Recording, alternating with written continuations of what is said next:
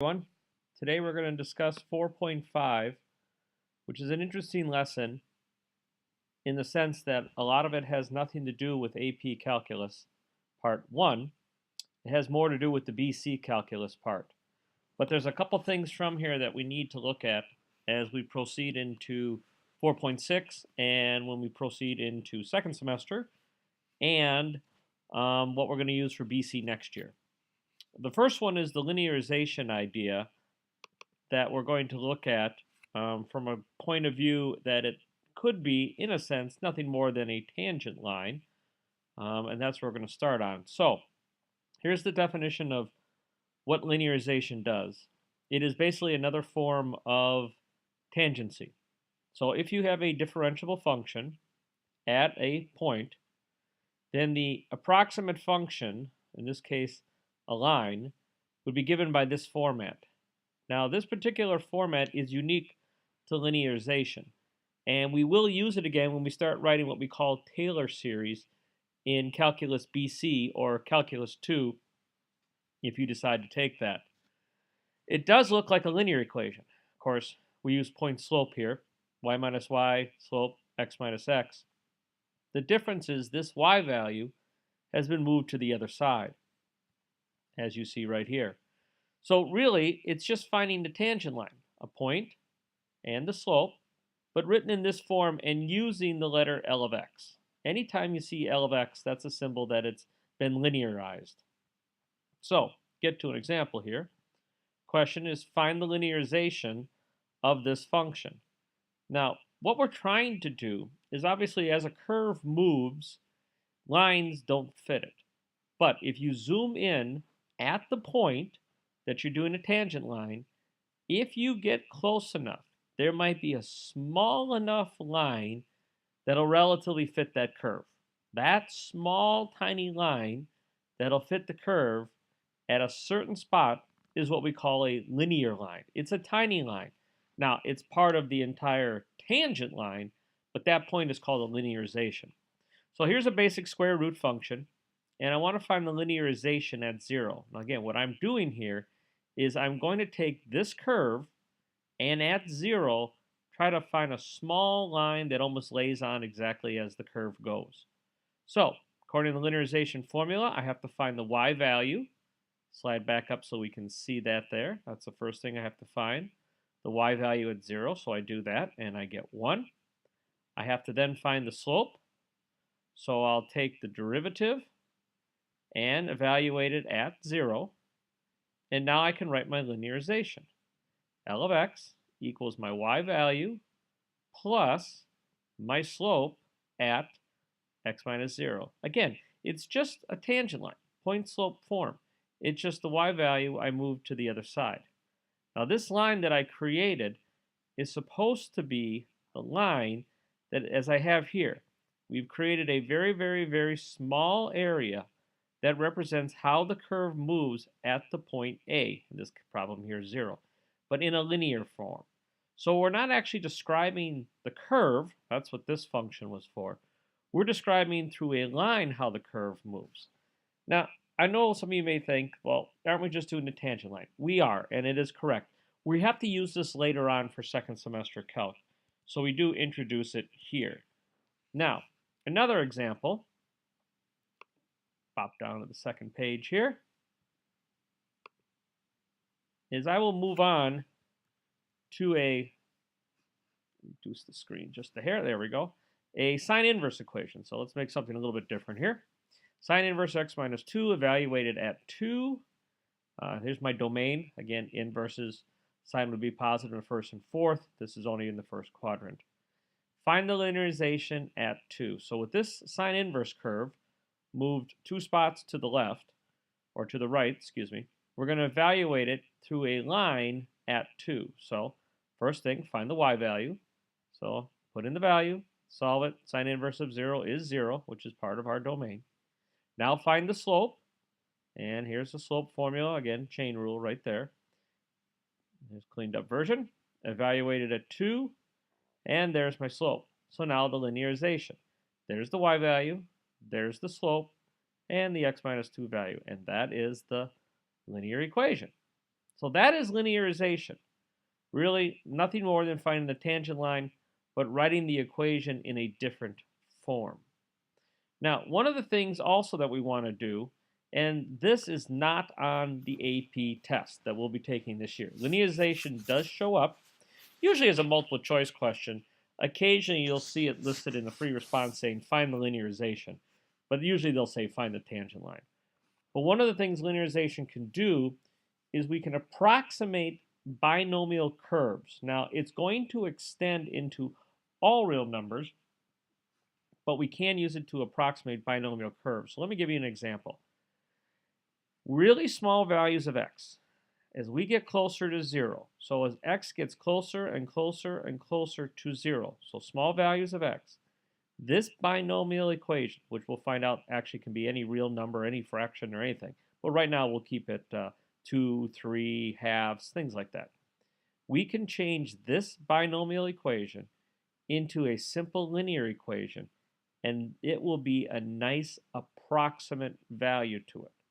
Now again, what we're doing here is we're trying to create a way to write another equation by creating a linear equation. Now, we're going to use this when we do BC, if you get that far, or second semester calculus. But I want to introduce it as part of this section. So here's an example, best way to get into it, obviously. Here is a cubic curve. Now, I have it designed down here. It has a vertical tangent at 1, because when I take the derivative, this is going to be in the denominator. So it's undefined, and in terms of not differentiable here at 1, that's a vertical tangent. Not well drawn, but that's what it is.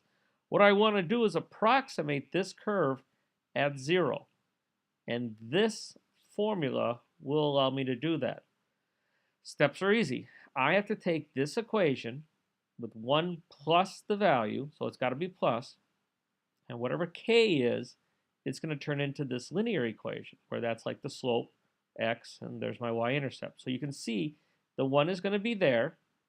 The plus sign I'm going to keep, and the k, in a sense, comes in front of the x. Now, I'm not taking the derivative.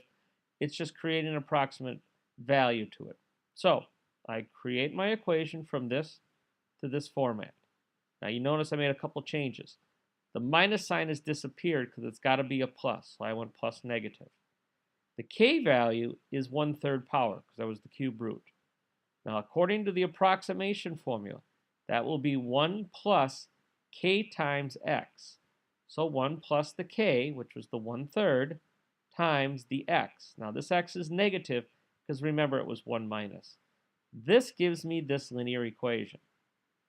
So the cube root of 1 minus x can look like, at 0, this linear equation. Now if you graph this cubic on your calculator, again you'll get a graph that looks something like this, and then you graph this linear equation, you'll see right here at the value of x equals 0 how this line hits almost at that value. Now remember, it's supposed to approximate it. I would agree. This is a curve. This is a line. They don't look very close. But as this gets bigger, we will see things will begin to match it up a little bit better. Let's look at another example here. Close that one down. Get the next page fired up. Here's another one. Zoom in a bit so we can see what we're dealing with. Okay, here is the square root in the denominator. Its curve looks like this. Okay, match it up a little bit better. There it is. There's that curve. Okay, now I want to make a binomial approximation at 0. Okay, so here we go. I switch it in the proper form. 1 plus, again, I need this to be whatever it is, so I went plus negative. And there's my k to the negative 1/2 power. Formula for binomial approximation, 1 plus k with the value. Now that value was 1 minus x squared, so I had to go 1 plus a negative x squared. Double negative makes positive. And this parabolic curve is supposed to approximate this at 0. Now, again, if I draw this parabolic curve, you're going to see a parabola. Now, what I want you to notice about this is the linear equation. If you go back to the previous one, the line went downhill. The value, the cube root, also went downhill. Notice, this is concave up. Now, it doesn't quite have the closeness as these two do, but you can see the binomial approximation kind of follows the path a little bit. Now, again, I would graph these on your calculator. I transpose these pictures, but it's a little bit of a nice approximation. Third example. Here is the square root of 1 minus 3x to the fourth. That is this curve right here. So you can see it's bounded because anything I plug in past these x values, I'll take a negative square root. I certainly don't want to do that. So I want to make a binomial approximation. So we take this, again, plus negative, 1/2 power, that's k. Pull the k in front, and my approximate value that should be close to it is 1 minus 3/2 x to the fourth. Now notice how big this power is. Here's the fourth degree power, but notice how it really tightly covers that curve. That's what we have to use when we start approximating Taylor series. Taylor series is a series that runs on forever, theoretically infinite. We can't find the final answer if something runs on forever, so we need an approximation. This is going to come back once again. So there's two things linearization can do so far. We can A, find a tangent line that kind of maps the curve at a certain point. Two, or B, we can extend it to make an approximate curve to the real curve. And again, it's not an exact, it's just approximation. And here is the third one. We can approximate square roots. Now this is more of a fun one in a sense. There's no application that we're going to really do with. But linearization can help us approximate roots. Now let me zoom in a little bit there so we can see it. Let's say I want to find out the square root of 123. First thing I do is I label a function. My function is obviously a square root function. Now I'm going to choose a point that's close to 123 that I know would make a perfect square. That, of course, would be 121. That's my x value. Again, what I'm actually doing is setting up a linearization. So I find out my y value, like a linearization, it's 11. I find out the slope at that value. In this case, it's 1/22. And now I write a linear equation. Y value plus slope, x minus an x value. To the square root function, I found a linear equation that matches it. What I'm going to do now is use this equation to perform at the original value, 123. So if I put 123 in for x, subtract, you get 2/22, and I make the answer of 11 and 1/11. That supposedly will allow me to figure out what the square root of 123 is. I'm saying it's approximately 11 and 1/11. All through this linear equation that's supposed to match this square root function. Let's take a look at it and see if it actually does. Blow this one up. So what actually is the square root of 123? Well, here it is. And what actually is 11 and 1/11? Here it is. You can see I am only off by 3/10,000ths basically, or if we round up 4/10,000ths. It's not a bad estimation. Here's another example. Square root of 67. I'll find a perfect square close to it. Here's my function. Here's the y value. Here's the derivative. Here's the slope at that y value. Create a linearization equation. Y value plus slope, x minus the x value. Now let's evaluate it at 67. Create this, plug it in. This is my approximate value to the square root of 67. Well, here is the actual answer to the square root of 67. Here's what 8 3/16 makes. Not a bad example. All right. The last thing linearization does for us is it creates a possible solution. That method will be used called Newton's method. This is not on the AP test, and I will create a video for that next. Hope you enjoyed this. Good luck going through it.